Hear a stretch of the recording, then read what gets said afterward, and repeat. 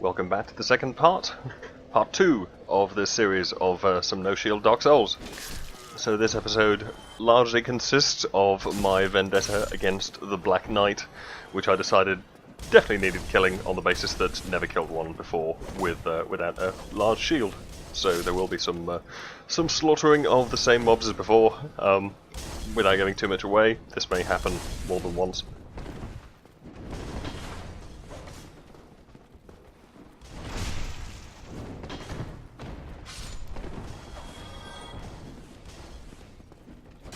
So cheerfully killing our way through here. Also discussing last time the mechanics of humanity and its various uses in the game.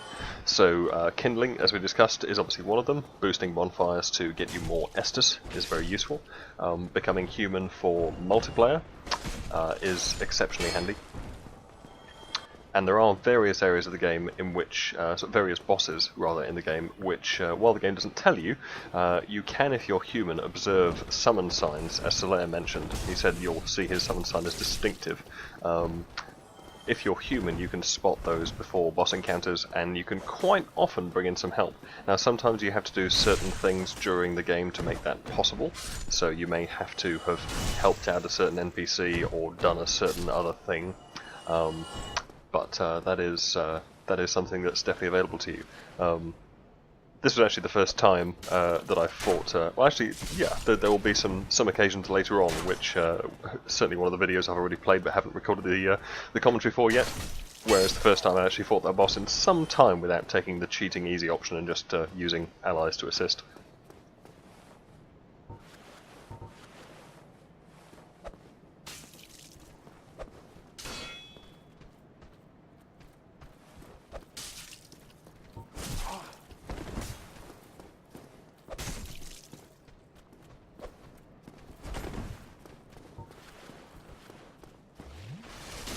There are certainly some bosses which feel like they're designed for co-op, especially when you end up with, well, rather difficult situations to manage solo. But they are very satisfying to kill solo. Or to finish solo if all your allies die out.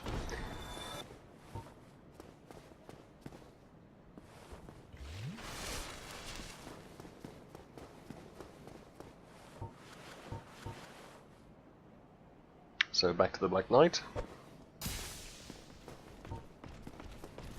I tend to find throwing the knife and then running like a girl is reasonable. I'm very concerned about terrain here. I don't want to be facing this guy when I'm in a line. Essentially, I want to have some sideways movement space.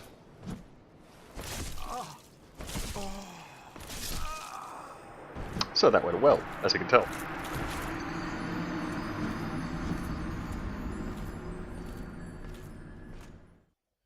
It does let you see something which is a something fairly significant with Dark Souls mobs. It's a lot easier when you have a shield, obviously, but so that guy has his favourite 3 combo that he likes to do, which I think he's actually killed me with twice now. So two lateral slashes and then a thrust forward. And unless you interrupt them, mobs like to complete their combos. But if you know how many combos there are and how many strokes there are in the combo rather, and which direction it's coming from going to, then you can predict the mob's behaviour pretty well once you see him start off the combo. And often whether he's going to continue it is going to be based on whether you're blocking it, whether you're in range, what you're doing at the time.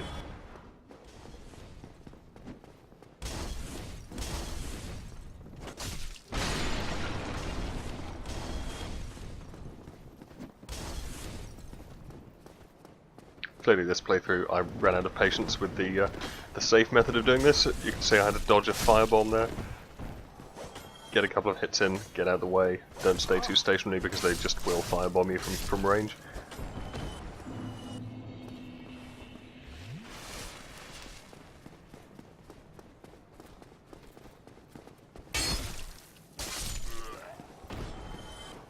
I'm so used to coming up those stairs, taking the first arrow on the shield, and then hitting him extremely hard.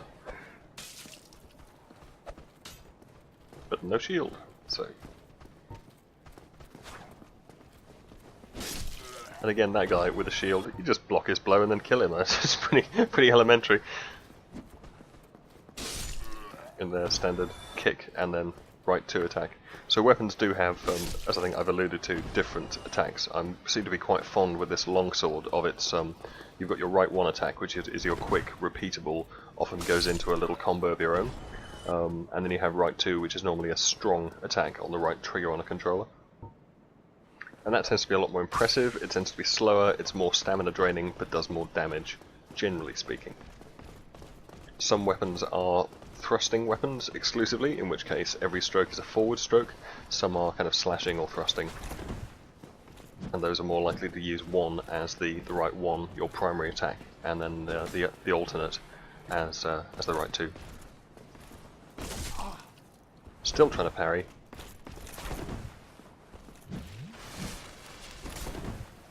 At least we managed to dodge that one, but not that one. Successful parry. Failed to riposte. I'm still not quite sure whether that's... I think that's range, or it's just I'm not quick enough on the right one. Parrying with a shield is a lot easier. Certainly than with this sword. So with the shield, in the same way as you've got right 1, right 2, with your right front button, right trigger on the controller. And there we actually get the parry off successfully and riposte straight through the chest. And heal while he's getting up. But yeah, parry is the left 2 on your left hand. With a shield, block would be your left 1. And success.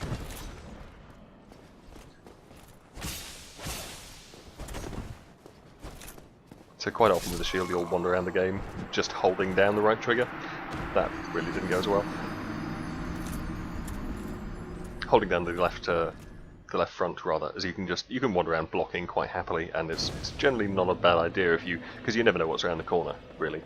So parrying is something I only actually had to do towards the end of my first run, because with certain mobs, which those of you who've played Dark Souls and therefore have no interest in what I'm saying generally at the moment, will know parrying is actually a very effective way of getting rid of some mobs, because especially once if your weapon's decent compared to what the mob's doing, or if they're not fond of making use of your shield, or if they just hit you so much on the shield that you don't have enough stamina to cope, then parrying is a very good way. But it is tricky. It's not something I've done as much of. I say it's tricky. It's tricky for me. It's actually remarkably easy, I imagine, for a number of people.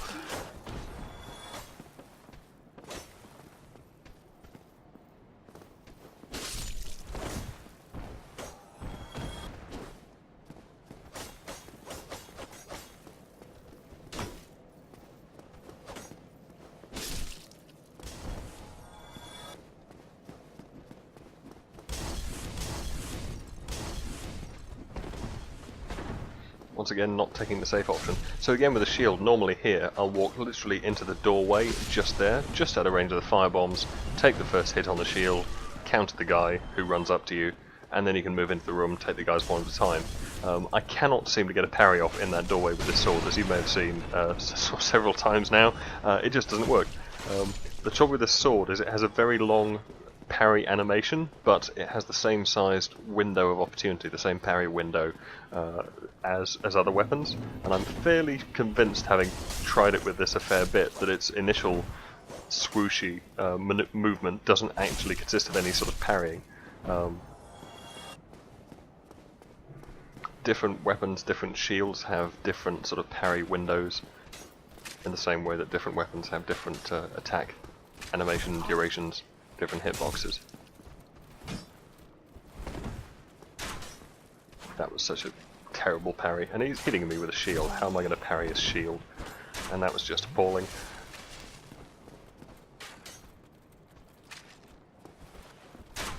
So I really should kick him at this point, but instead I tried to parry his flask drinking and then stab him in the chest. Don't think I can parry his beverages, really. It's not a known sword fighting technique.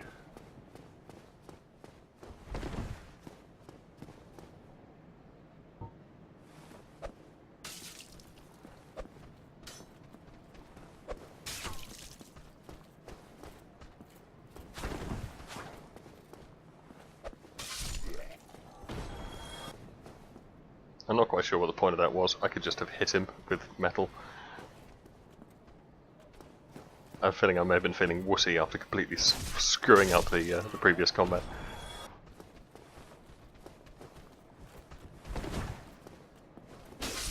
And that guy loves doing that little move as he comes down the stairs.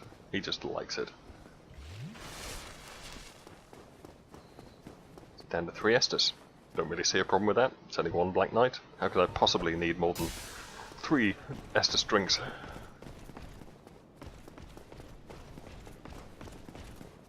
Actually, you've seen me fight him, so I think you can probably work out how I might need more.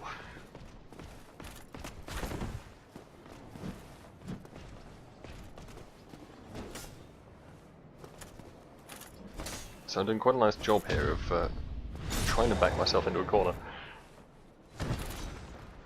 But that is satisfying. I was hoping to backstab him there, but backstab angles are always interesting, because often the monster's official facing isn't the same as its physical facing, so you have to kind of guess what the real facing is, as the artists do take liberties.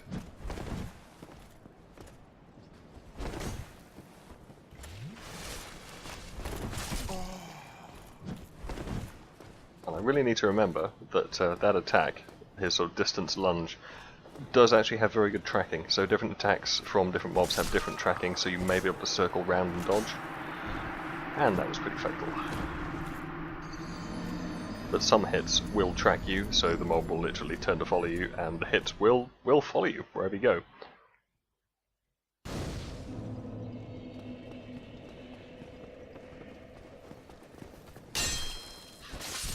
Back to crossbow guy.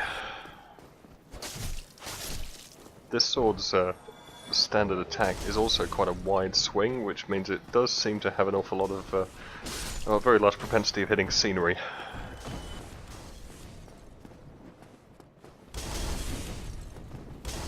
So yeah, normally I'd stop right there, but that'd be with a shield. I could really have taken a second swing there, but I didn't want to risk getting hit by the other guy, and then the remaining 2 getting some hits in while I was recovering from the first one.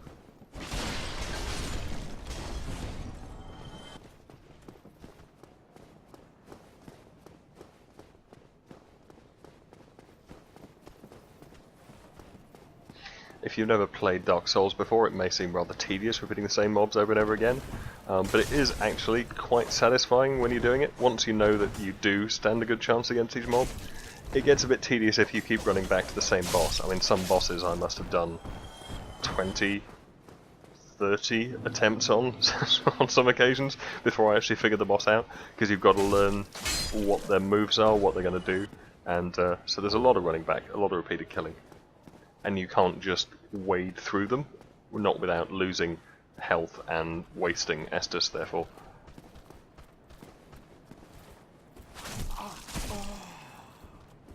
Again, trying to parry, complete failure. Just seem to be able to do the motion there, just practicing. Really should be healing now, but don't really want to waste the Estus. Gonna have to now, though. Because the spear guy can do 3 good hits, and 3 hits from him would totally finish me.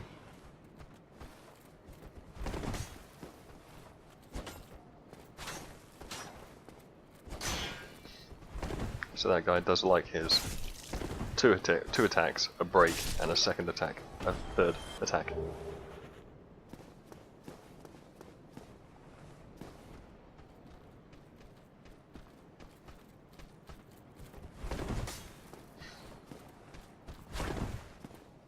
There we go, that's the one I was expecting.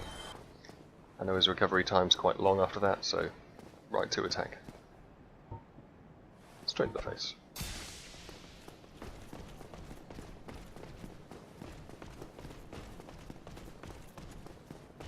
And this is purely practice. There isn't anything. I'm not sure if I even collect the item this guy's guarding. I just want him dead. Terrible parry.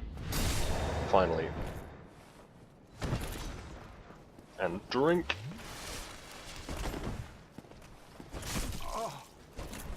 Nice dodge, and then complete failure to dodge. It's improving. Backstab fail. Too early. Managed to not actually get hit there.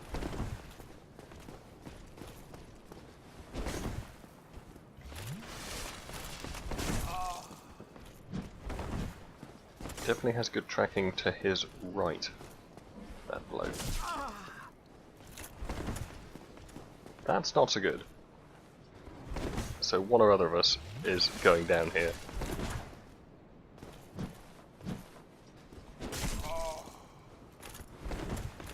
That's not so good. Not a good place to fight.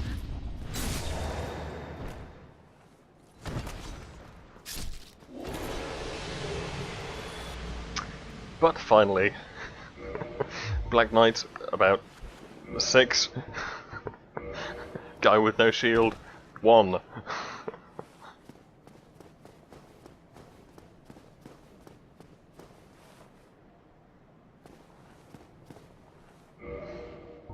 These little pointless emotes are actually semi-handy in cooperative PvE, so co-op generally, and in PvP. There's actually quite a nice few people in PvP who have this sort of code of honor where they will fight a straight fight, you know, and there's lots of bowing and so forth beforehand, and people keep the distance and then can buff themselves however they want, and then things kick off, which is very nice actually. It's kind of there's some classy people out there playing Dark Souls. Of course, you get the people who essentially did soul level 1 through the game and then camp the start area looking for people who've spent humanity and don't know how to play so they can kill them. But, you know, there's always those kinds of people, really.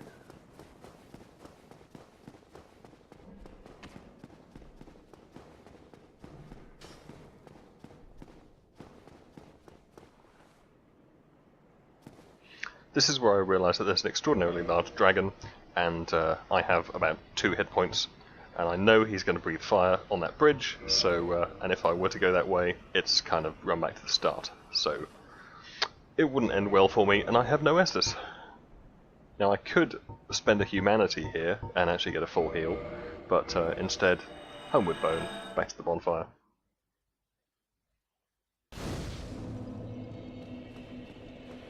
Will of course mean I have to kill everything again. But that's this section done, really. Vendetta complete.